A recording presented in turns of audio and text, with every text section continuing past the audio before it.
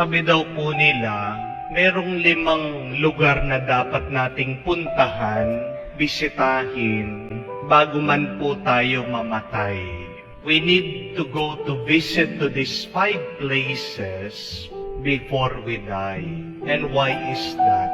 Because these 5 places could teach us something about life. Tuturuan tayo tungkol sa buhay, sa kahulugan ng buhay, at tungkol sa pagpapakatao. At ano po yung 5 lugar na ito? Kailangan mong puntahan, bisitahin, bago ka man mamatay. Unang-una, pumunta ka sa kulungan, prison cells. We have to visit those who are in prison. And why is that? What will we learn from them? Suffering, pagdurusa. At ang matututunan po natin dito, walang kasalanan ang walang kaparusahan. If you decide to sin, if you decide to do something wrong, be ready to be punished. Sometimes the punishment comes not because you have done something, but because somebody has done something. Minsan din po, yung mga walang kasalanan na frame up, nadadamay sa kasalanan ng iba. But the truth is, wherever there is sin, wherever there is evil, punishment and suffering are not very far away. Pag merong kasalanan, pag merong pagkakamali, merong pagdurusa, merong parusa. At makikita natin yan, mararamdaman at matututunan sa mga nakakulong, sa mga nandoon sa kulungan. Pangalawa, schools, eskwelahan. Maganda din po paminsan-minsan bumisita kayo sa mga eskwelahan. Dahil dito mo makikita, mapapansin yung mga bata. Maaalala mo, minsan sa buhay mo, bata ka rin. Ang problema kasi sa atin, habang tumatanda tayo, nakakalimutan natin yan. Alam niyo po, ang tumatanda lang sa atin yung ating katawan. Ang lumalaki lang sa atin yung ating mga bilbil. Pero, huwag niyong kalimutan na yung ating mga kaluluwa, yan dapat hindi tumatanda. Yung ating espiritu, they are eternally young. Hindi niyo po ba napansin habang tumatanda tayo, pakonti ng pakonti, yung pagkakataon na tayo'y ngumingiti? Di po ba? Habang tumatanda tayo, pakonti ng pakonti, yung mga pagkakataon na tayo'y nagpapatawad. Habang tumatanda tayo, pakonti ng pakonti, yung pagkakataon din na tayo nagpapakumbaba. Pero pag pumunta ka sa eskwelahan, nakita mo yung mga bata, you will learn, you will remember that children are naturally happy. That children are naturally forgiving. That children are naturally humble. Magandang matutunan natin yan at matandaan.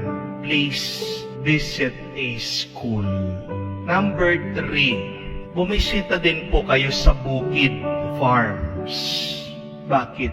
Para makita mo ang halaga, pagpapawis at pagtatrabaho.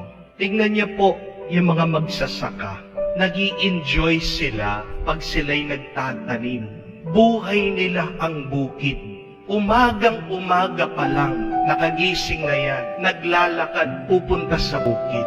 Hindi makatulog, iniisip palagi yung bukid. At anong tinuturo sa atin nun? Na para sa kanila, ang trabaho ay hindi parusa. Para sa kanila, ang trabaho ay parte ng buhay at nagiging makabuluhan ng buhay dahil sa kanilang pagpapawis, pagpapagod at pagbabanat ng buto.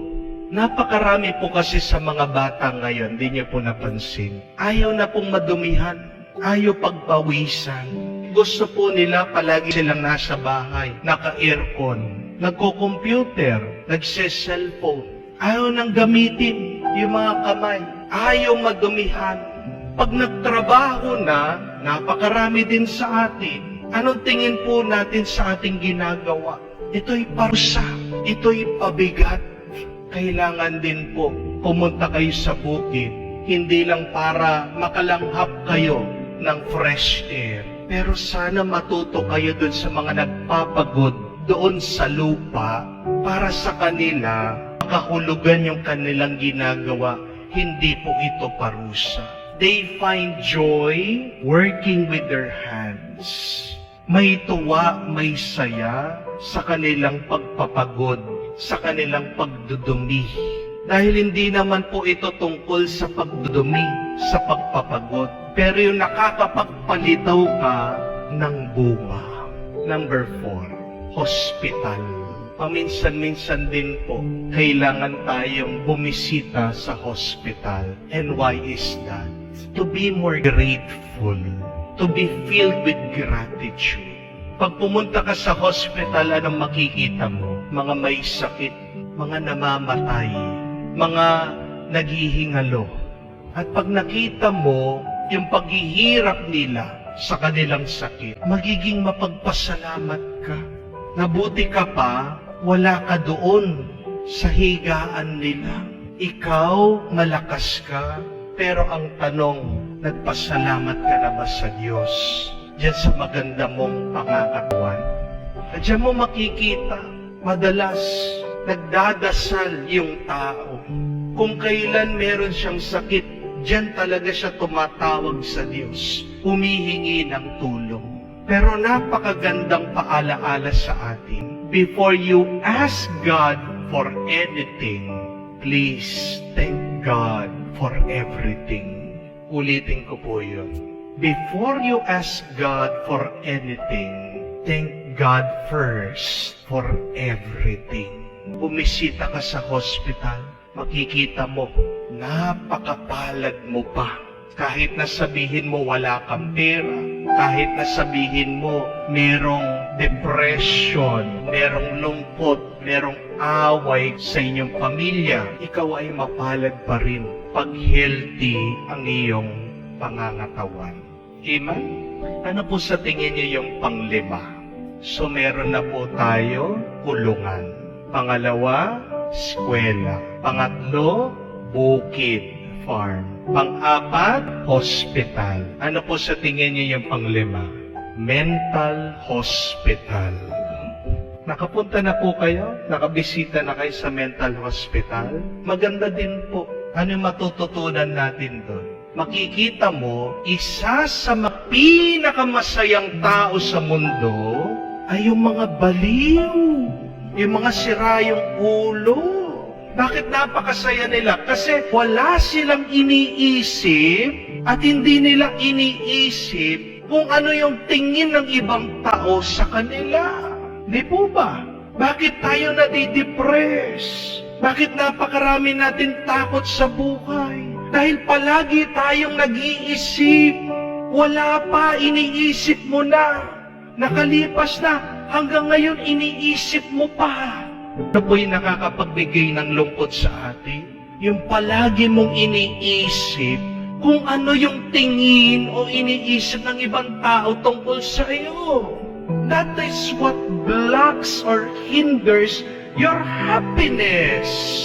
Tingnan niyo po yung baliw. Walang pakialam. Ano yung sinasabi nila sa atin? Learn to say, so what? So what? Kahit ano sabihin nila, so what? As long as you are happy. Siguro po yung mga iba sa inyo, sasagutin ako, ay Father, hindi ko na po kailangan pumunta ng mental hospital. Yung araw-araw lang na umuwi ako, nakikita ko po yung misis ko, nababaliw na po ako. Baka naman yung mga iba sasabihin na, ay Father, araw-araw lang na pumapasok ako sa trabaho, nasisira yung ulo ko. Just let it go. Just enjoy the moment. Napakahalaga po, daanan mo yung 5 lugar na yan. Marami kang matututunan tungkol sa buhay at tungkol sa pagpapakatao, tungkol sa pagiging tao.